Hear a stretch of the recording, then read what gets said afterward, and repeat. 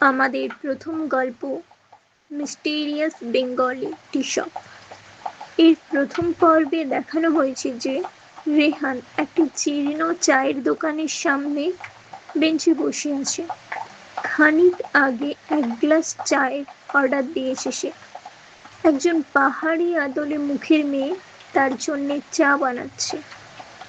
রেহান তখনই প্রকৃতির অপার্থিব সৌন্দর্য উপভোগ করতে ব্যস্ত হয়ে পড়েছে।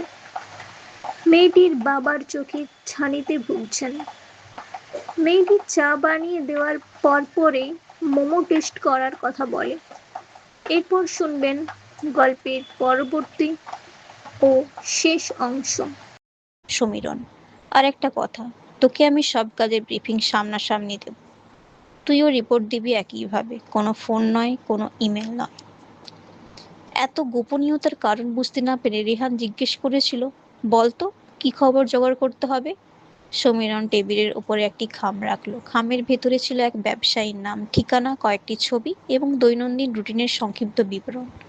সমীরণ বলল, এই লোকটা শনিবার তার সেক্রেটারিকে নিয়ে শপিং মলে যাবে, তারপর একটা বারে, সেখান থেকে তাকে বাড়িতে নামিয়ে দিয়ে আবার নিজের স্ত্রীর সঙ্গে অন্য একটা শপিং মলে দেখা করবে, সেখানে শপিং করবে।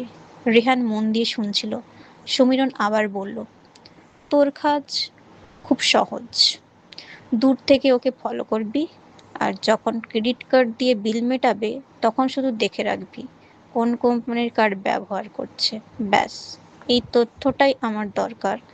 কৌতূহল চেপে রাখতে না পেরে রেহান জিজ্ঞেস করেছিল, এই তথ্য দিয়ে তুই কি করবি?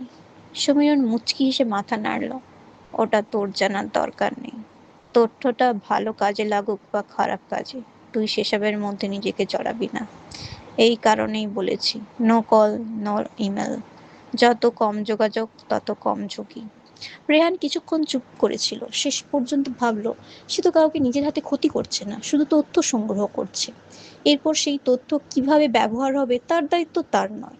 প্রথম